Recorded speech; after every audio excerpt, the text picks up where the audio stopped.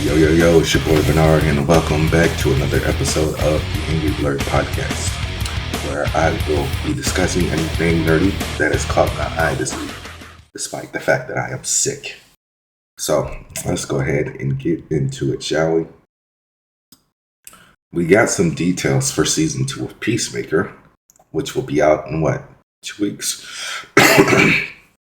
So, they said that more characters from Superman will appear other than the Justice Gang. So, trying to think, maybe like Skylar Gisondo or somebody from the Daily Planet, or even maybe Eve Tessmacher.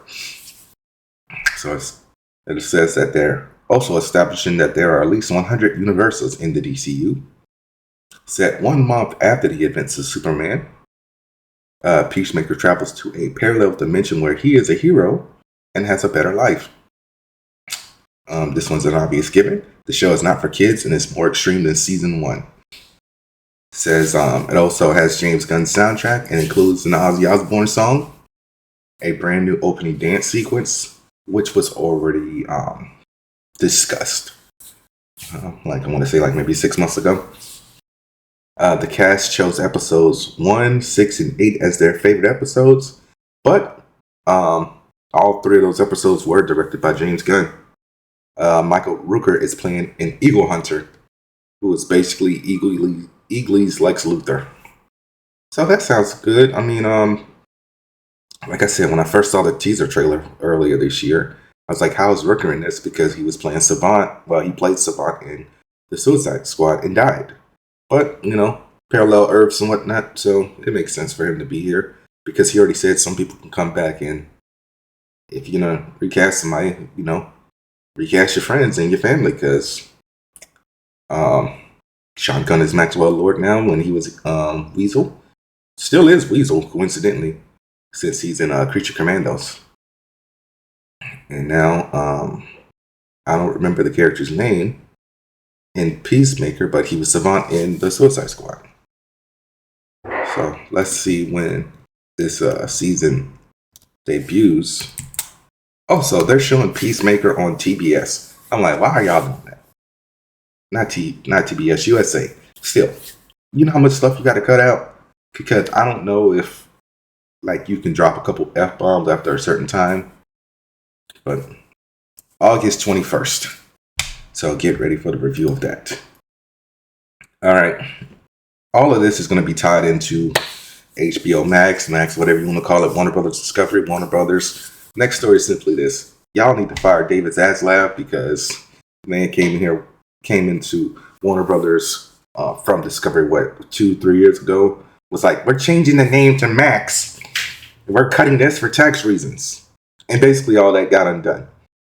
The 2 Looney Tunes movies, they got bought by Ketchup Media, so those are still coming out. The Day the Earth Blew Up came out this year. And Coyote vs. Acme is coming out next year. And now, Warner Brothers Discovery will be split down the middle again. So yeah, all the Warner Brothers stuff will be back over here, and Discovery Global will be back over here. So it was. I don't know why he made some of the decisions he did, but I think I told you guys he got denied his bonus earlier this year, and when I saw that, I was just laughing. It's like, bro, you're fucking up the game. Which also brings me back to my next story. Cartoon Network's website was already killed, and it would redirect you to Max. What was that, last year or something like that? But now, HBO Max is getting rid of all of the Cartoon Network cartoons. So, The Grim Adventures of Billy and Mandy. Hold on a second, I'll tell you what's leaving. As per reports, Warner Brothers Discovery is removing Cartoon Network throwbacks as part of from HBO Max as part of its ongoing cost cutting, including reducing residuals and tax write-offs by devaluing assets, and shifts its focus to more adult-oriented program. It looks like the only place you can still watch this is possibly if you have the Cartoon Network India YouTube channel. I mean, some of this stuff might go to Tubi, but this is ridiculous. It's like, why not keep the stuff on there? So yeah, Dexter's Laboratory, Courage the Cowardly Dog, Amazing Gumball, Powerpuff Girls, Kids Next Door, Ed, Ed and Eddie, Foster Song for Imaginary Kids. All that's going to be gone by at least the end of August. When that happens, you know what to do. All you got to do is just sail the seven seas and just get your stuff somewhere else. Because I did that when they took Static Shock off of Max last year, 2 years ago, something like that. I still need to download the Green Lantern animated series, and I need to finish ripping Young Justice. Sorry, guys, I'm really sick. Like, I got the AC on 80, and I still got chills. What is my next story? So a lot of stuff has been re-released for like its 20th, 30th, 35th anniversary things and so on and so far. Like I told you guys that Ninja Turtles was getting released this month. Also, the Sam Raimi Spider-Man trilogy will be re-released September 26th, 27th, 28th, and then October 3rd, 4th, and 5th. So each one of those days you will get to see one of those movies. But also, Batman is getting a special one-night event and Batman Returns at AMC Theaters. And Casper will be returning to the screen for its 30th anniversary from October 3rd to Halloween. Don't know if I'm going to go see any of those in theaters, but I just thought you guys would know. I might go see Spider-Man. I need to quit lying. But yeah. We're talking about movies. My next story is simply this. A Quiet Place 3 has been announced. It looks like it is going to be coming out July 9th, 2027. And everyone's like, why isn't this called A Quiet Place Part 4? Because A Quiet Place Day 1 is a prequel series. So that would technically be A Quiet Place 0. So John Krasinski is coming back to write and direct. And Emily Blunt will be returning for this one, as well as Cillian Murphy. So it looks like Cillian Murphy's been doing a lot of horror stuff, because he will be in 28 Years Later, The Bone Temple. I don't know how long he's going to be in that one, but I know he's going to be in the last one. It's going to be centered around his character from 28 Years Later. And I don't even remember Cillian Murphy being in A Quiet Place Part 2 for that much. I just remember seeing him run, like when they were on the little secluded island. When one of the I don't know what they call them, one of the monsters like hitched a ride on the boat. But I don't know. Okay, my next story. Okay, ladies. Why do you wake up and choose violence all the time? And this isn't me on some red pill stuff. This is just like, why can't we just like what we like? So I got this from Today Anime News. All right, watching anime is now seen as one of the least attractive hobbies for men, ranking even below drinking. A list of the top 5 hobbies women find least attractive and men is going viral. Comic books is at 33.6%. Cosplay, 32.1%. Debating, 30.5%. Drinking, 29%. Magic the Gathering, 28.5%. Anime, 27.4%. Makeup, don't get that one, but 24.4%. Crypto, 23.1%. Cigars is 22.3%. Clubbing, 20%. Weed, 15.9%.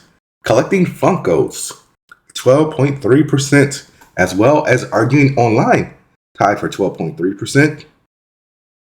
Porno, 10.8%. Gambling, 6.4%. And being involved in the manosphere is 3.1%. So, I just find it very hypocritical that a lot of this stuff women like to do, and we don't have a problem with it.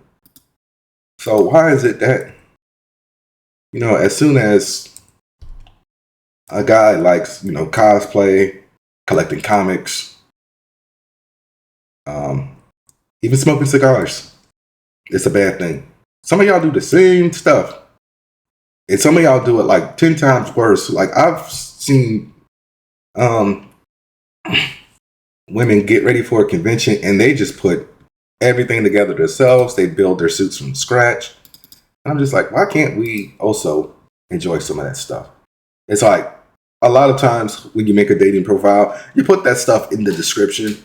Like, I have, had since I pretty much suspended all my dating profiles, that I am a geek. I collect comics. I occasionally watch anime. I like Doctor Who. And I'm a Power Rangers fan. So, maybe that's why I'm single. But yeah, apparently also being in Japan and being called an otaku can still have a negative meaning. It usually describes someone who is too obsessed with things like anime, manga, video games. And people might think that otaku are shy, socially awkward, shy, or not interested in real life relationships at work. So yeah, I just saw that, and like, I'm just looking at some of the comments. Somebody said, we have to hear from the women who like anime characters in real life because all that makeup and fake eyelashes, as if we care. Who cares? I can see completely why, though. Good, I don't care. That's cool. Plenty out there who find it attractive. LOL, it's the bottom 6. No big deal. Only mid women participated in this survey. And I mean, that's a possibility, but I don't know. I think what else I got before I go on break.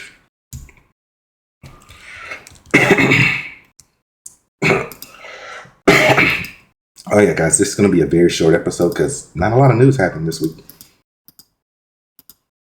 Oh, next story is this. Nintendo.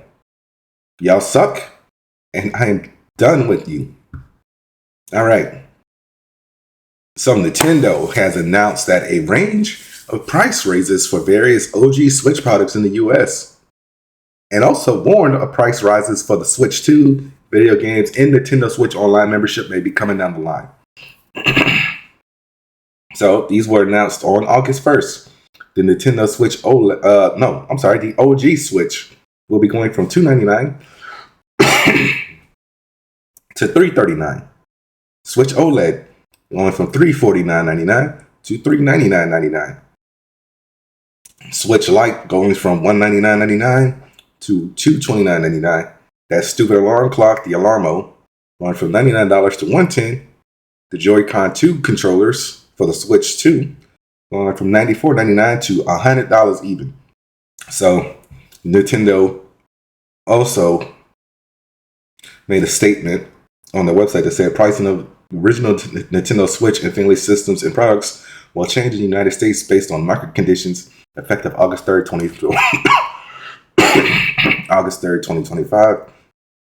These include Nintendo Switch OLED model, Nintendo Switch Lite, and select Nintendo Switch accessories. Other Nintendo products, including certain Nintendo Switch 2 accessories, select Amiibo, and the Nintendo Sound Clock Alarmo will see adjustments. Pricing for the Nintendo Switch 2 system, physical and digital Nintendo Switch and Nintendo 2 Switch games, as well as Nintendo Switch Online memberships, will remain unchanged at this time. However, please note that price adjustments may be necessary in the future.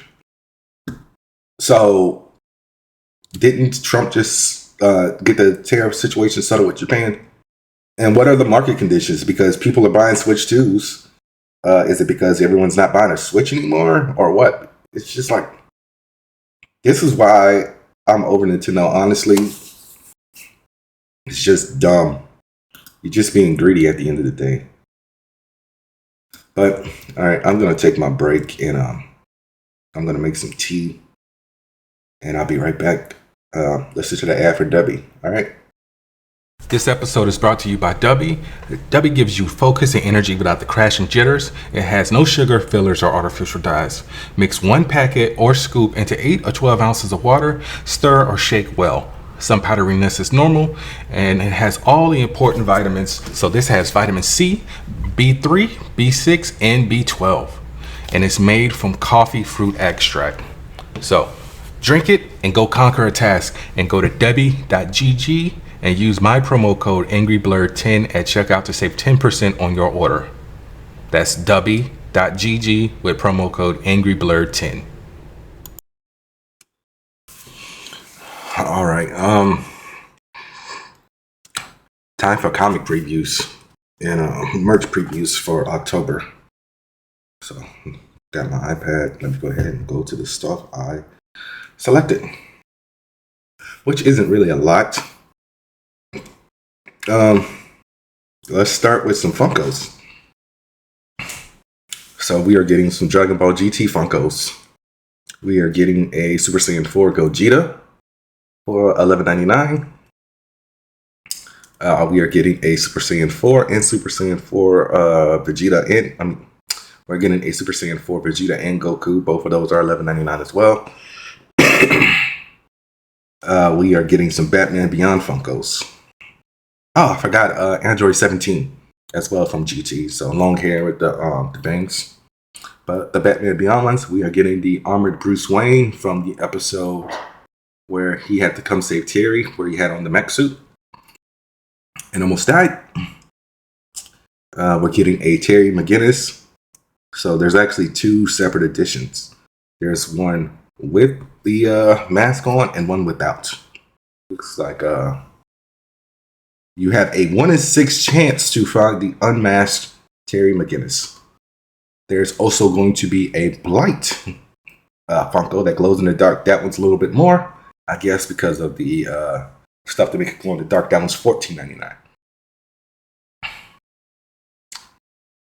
We're also getting some X-Men 97 Funkos. We're getting Jubilee, Magneto, and Nightcrawler, all $11.99.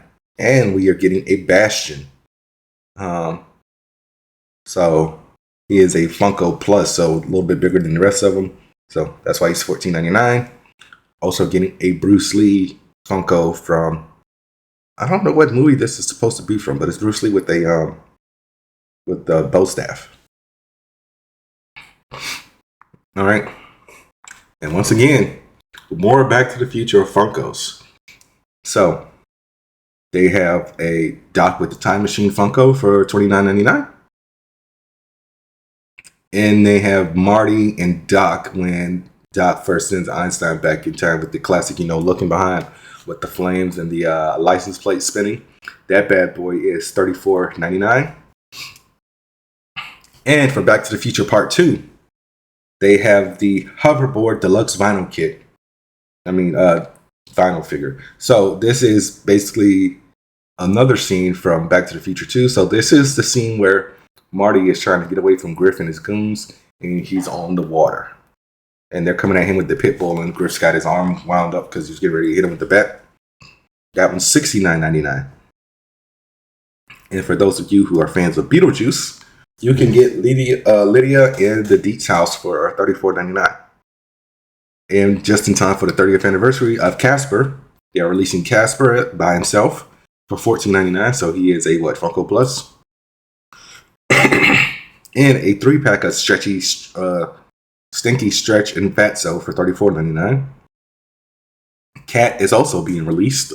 Christina Ricci's character, $14.99.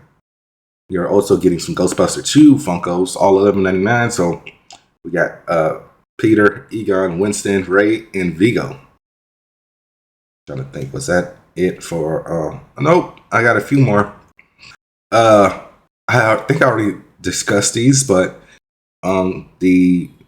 basically they're doing Jason David Frank Funkos of his Power Ranger form. So we are getting a Dino Thunder Black, Red Turbo, and Red Zeo, all for $11.99 each. There's also a Bart Simpson Eat My Shorts Funko for $14.99. And other Simpsons Funkos of Homer, Marge, Lisa with Snowball, Mr. Burns, Krusty the Clown with Tinny the Monkey, all $11.99. They got Homer saying Doe on one of those. That's a separate one, so that one's also $11.99. And We're getting Beast Wars Funkos. So possibly the first Transformers property I watched as a child. We are getting Megatron, Optimus Primal, Rhinox, and Black Arachnia. All $11.99 each. We're getting Sonic plush keychains of, it looks like Sonic and Shadow, $5.99 each. Sonic beanbags, mini beanbag plushes of Sonic, Shadow, Knuckles, and Amy, $4.99 each. And that's it for merch. So now let's get to comics. So this is from a independent comic book company I never heard of until I was flipping through previews. It's called Bad Idea Comics. And this is called Save Now. It's actually written by Mark Kent, who worked on, I believe he worked on Justice League America. He worked on Berserker with Keanu Reeves. So it said, armed with the extraordinary ability to save any moment in his life and then go back to relive that point forward again, Savior can rewrite his past, altering his actions time and time again until he gets things right. But cursed with only being able to travel backwards and never forwards, he is burdened by having to spend his relived life in antagonizing real time. Travel back 6 days, he must relive those days in full, aging all the while. Savior has seen our future and our pending apocalypse. Yet, no matter how many times he tries to go back, and no matter how far back he goes, he can't steer us clear of Armageddon. What would you do if you knew the world was going to end but couldn't stop it? What if you could choose to live your life out repeating the best year of your life? Which year would that be? This is the question at the heart of this year's must-read comic event. Save Now is a triumph of storytelling. A sci-fi story like none that has ever come before. Action-packed, mind-bending, heart-wrenching, and life-affirming. So yeah, 40 pages for that one. They did not put the release date. October 15th. And it's $5.99. All right, Clover Press. I've been telling you guys about these Marvel art books they've been doing. Told you about the Michael Turner one, and I can't remember the other one. But this one is going to be the Marvel art of Tyler Kirkham. So it says, Clover Press is proud to bring you our latest art book, The Marvel Art of Tyler Kirkham. This campaign features a 200-plus 9x12, it was Jorge Jimenez, 9x12 high-end coffee table book celebrating Tyler Kirkham art at Marvel, collecting much of Tyler's amazing art and covers he's created for Marvel over the years in black and white and color. In the deluxe format you can expect from Clover Press, this is a must for all Tyler Kirkham fans. $80. And this is an advance solicit, so it will be out November 19th. And they're also doing specific portfolios for Tyler as well. So these are plates. It's 8 plates each. They're 11x17. They're $60. So they're doing the Marvel portfolio of Tyler Kirkham for X-Men and for Spider-Man. And both of those will be released November 26th. All right. IDW. Teenage Mutant Ninja Turtles Annual. 48 pages, $5.99, sometime in October. After a year apart in a brutal war fought against D.A. Hill and his Foot Patrol, 4 Teenage Mutant Ninja Turtles are back together and finally reforming their bonds. But there are shadows hanging over them from their year apart. Donnie is still struggling to get back on his feet. Leonardo, Michelangelo, and Raphael will need to pull together, train, and share details of their lost year in order to help their fourth brother get his second win as they reflect on the past and begin to reforge their brotherly bonds. From the team of Kenny Porter, who worked on Superboy, Man of Tomorrow, and DC Mech, and Michael Scheffler, who worked on Action Comics and NYX. So yeah, I'm going to get this. I'm going to get the main cover because it's drawn by Mateus Anteluco, and I'm slowly catching up on Ninja Turtle stuff. And that is actually October 29th for that one. That's my only IDW book. All right, let's go to DC. DC has a major event coming. It's called DCKO. It was written by Scott Schneider with art by Javi Fernandez. That's Scott Schneider, not Zack Schneider. So it says the heart of Apocalypse has transformed into a hellscape in preparation for the return of Darkseid. The end of the DC universe is here.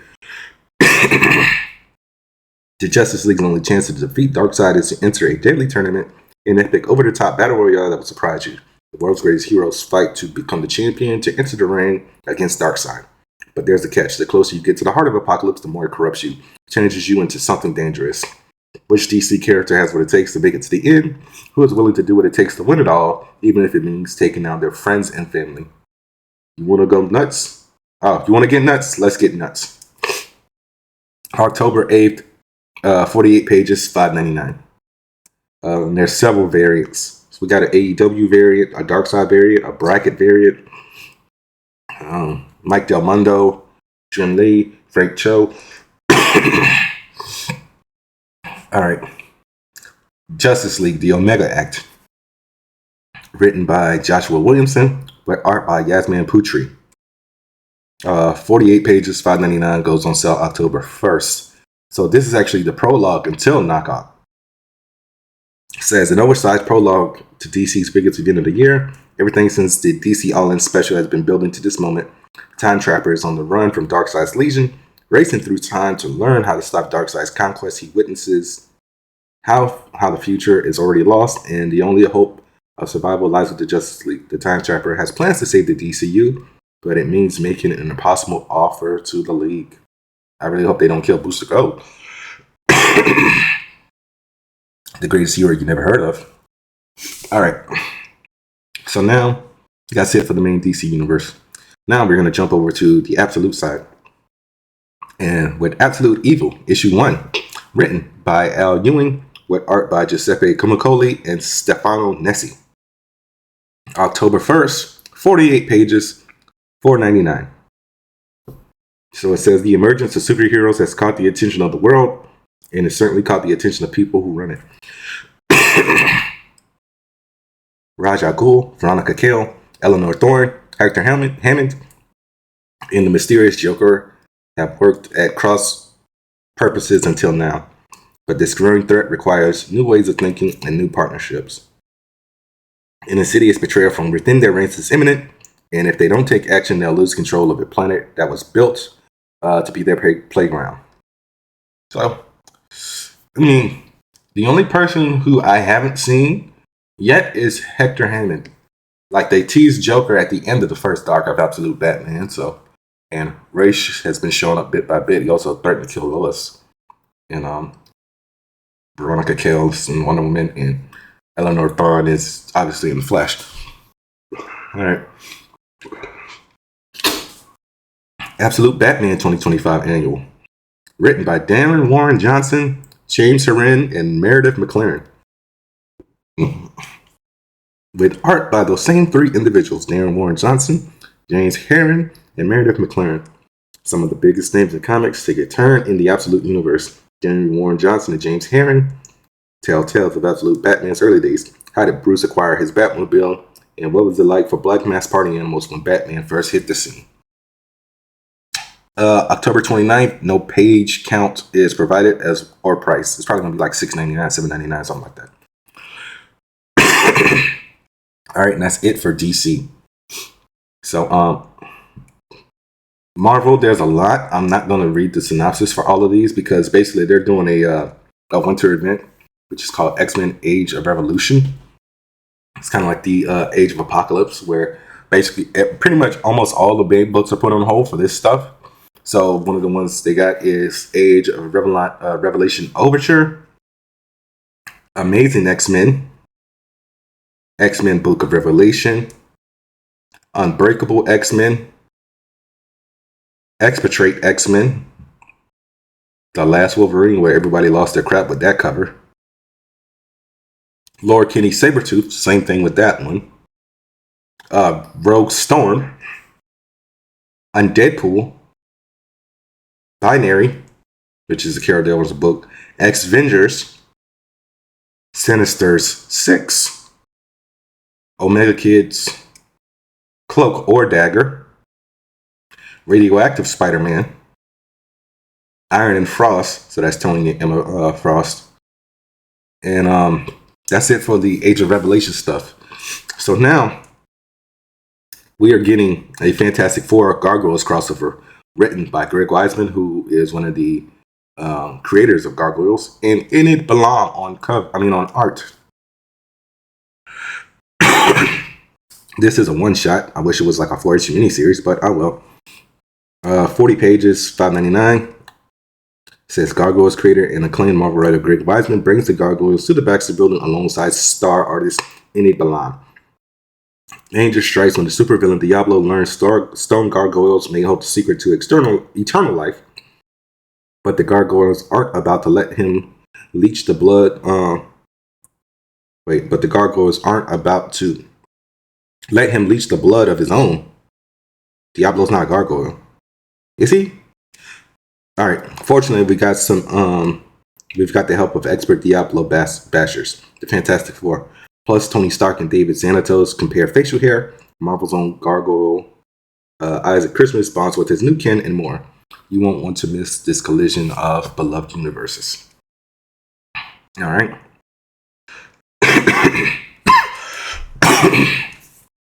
We also got Return to Planet Hulk, written by Greg Pak, with art by Carlo Pagulian. This is a one-shot, $4.99. Says green blood will flow and sparks will fly after escaping the Red King's deadly arena. Hulk faces ferocious monsters and smashes his way through malicious machines and wild robotic terrors in one of the most important battles of survival on the war-torn planet Sakaar. Two impossible destinies are at stake: the Sakaar son, savior of the planet, or the World Breaker, the legendary destroyer.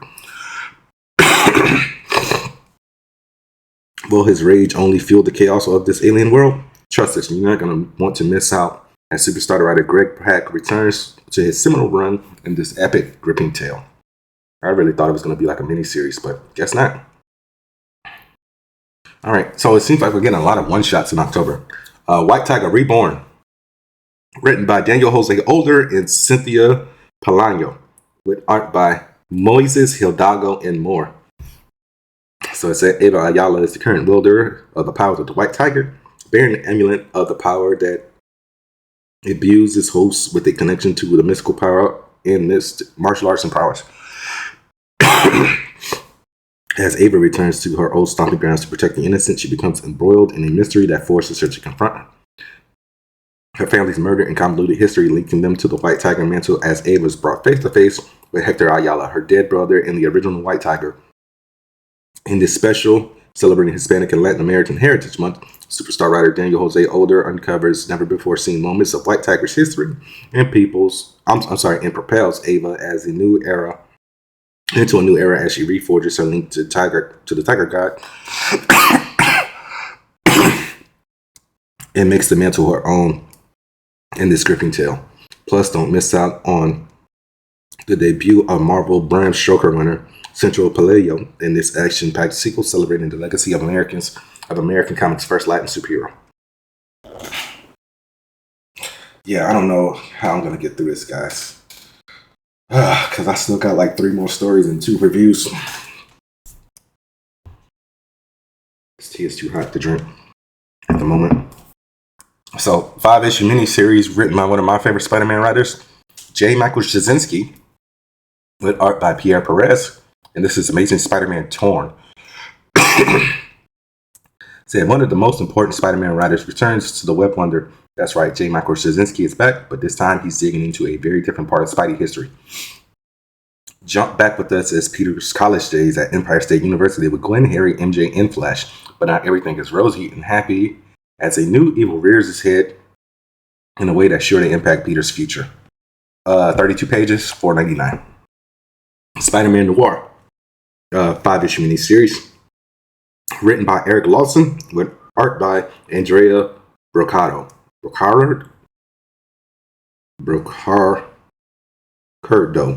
There we go. Brush up on the coolest Spider-Man before he hits the small screen. Spidey legend Eric Lawson puts on his writing hat to reinvent this Spider-Man like he did the original with rising artist Andrea Broccardo. It's the 1930s and Peter Parker is a detective by day in the vigilante Spider-Man by night. Things were going well until a certain dame walked into his office to ask Peter to solve the case of her father's murder. The dame's name? Gwen Stacy. This case might not only break George Stacy's police department, but Spider-Man himself. $4.99, 32 pages. Spirits of Violence. Issue 1 of 5, another miniseries. Written by Sabir Prezada, with art by Paul Davidson. Ghost Riders unite when a strange group of new villains set their sinister plan in motion. Ghost Riders past, present, and future must combine their forces to save the world. But who is the spirit of vengeance, and what horrors do they bring from Johnny Blazes and Danny Ketch's past? Everything you thought you knew about the Ghost Rider? Oh, sorry, forget everything you thought you knew about the Ghost Rider. The most climactic ride in history starts now. Alright, so Spider-Man Torn will be out October 8th. Spider-Man Noir, October 1st. Spirits of Vengeance, also October 1st, as well as White Tiger Reborn, X-Men Age of Revelation Overture, X-Men The Undertow. October 15th, Fantastic Four Gargoyles issue 1, as well as Unbreakable X-Men number 1. October 8th, why do they not put these in date order? Or are they in cutoff order? I don't know. Amazing X-Men, Binary One, Laura Kinney Sabretooth, Return to Planet Hulk, World of Revelation. October 22nd, X-Men Book of Revelation. Also October 15th, Iron and Frost, Rogue Storm, Sinisters 6. October 22nd, Omega Kids, Radioactive Spider-Man, and The Last Wolverine. October 29th, Cloak or Dagger, X-For-Rate X-Men, Undeadpool and X-Vengers. And yeah. That's all I got for comics. All right. So let's talk about movies for a bit. Spider-Man Brand New Day. We got a lot of teasers for it. One of the first things that we got teased about was the cast. So I believe I told you guys a week ago, 2 weeks ago, John Bernthal was being a part of the cast. But we also got confirmation that Mark Ruffalo is officially back in the MCU. Also, Michael Mando, who was on Better Call Saul, will be returning as Scorpion. Last time we saw him was Spider-Man Homecoming. And they just started shooting on the 1st, like I told you guys last week. And also on the 1st, we got like a 9-second teaser of Peter's suit under some dark lights. And I'm like, yeah, baby, we are back. Everyone's like, oh, the webbing is, what you call it? It's sticking up like Toby's suit. So yeah, we got that one. And then today, August 2nd, we got another look. Tom Holland getting ready to walk out to set. And I saw this and I was like, amazing. It's like 23 seconds long. So. We ready? That suit honestly looks more like Bagley's Ultimate Spider-Man stuff. I wonder if he's gonna have the big eyes, kind of like how Andrew had, because that's like more like a Bagley thing. But man, July 31st, 2026, I will be there. I usually do not go to movies opening weekend, but as y'all know, Spider-Man is my favorite superhero, so I will be there, front and center. All right, second to last story. Amazon. I told you guys about Showrunner, I want to say it was like a year ago. It was the AI generated streaming service that lets you make your own stories. So Amazon is investing in them. So it lets people type in prompts to generate scenes full of episodes for new ideas or existing IPs. And apparently Disney and other studios are in talks to license the IP for the service. So I don't know how I feel about making my own story, like unless it's like a choose your own story type situation, like Black Mirror Bandersnatch. No. And this seems like a nightmare for studios because it allows people to license, use existing IPs as well.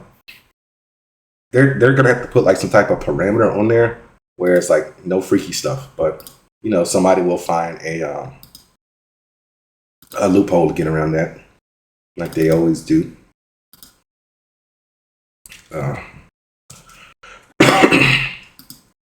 Also, speaking of Amazon, got some details on the God of War series. Season 1 is going to be 10 episodes. The scripts are still being written, and it will adapt the Norse era games, i.e. the current games, so God of War Ragnarok, to focus on Kratos and Atreus. Corey Balrog, who was the game director, is actively involved, and they say that the earliest that filming will begin will be May of sometime next year. So that means we probably won't get it till summer 2027, if we're lucky. But I don't know. Like I said, I like the games. I'm just not a super fan of them. Like I just beat Ragnarok maybe like 2 weeks ago, and just moved on and was like, all right, cool, whatever. Let me go ahead and play Legacy of Kain Soul Reaper. All right, it is time to cue the spoiler alert. And I am going to talk about Season 1, Episode 5 of Dexter Resurrection, Murder Horny, directed by Marco Segia, written by Katrina Mathewson and Tanner Bean. All right, Dexter, stops Harrison from turning himself in at the police station, same as episode 4 ending. And they have a conversation about, Dexter knowing that he killed, what was the guy's name? Brian something. And Harrison is like, nah, I'm good. Stay away from me.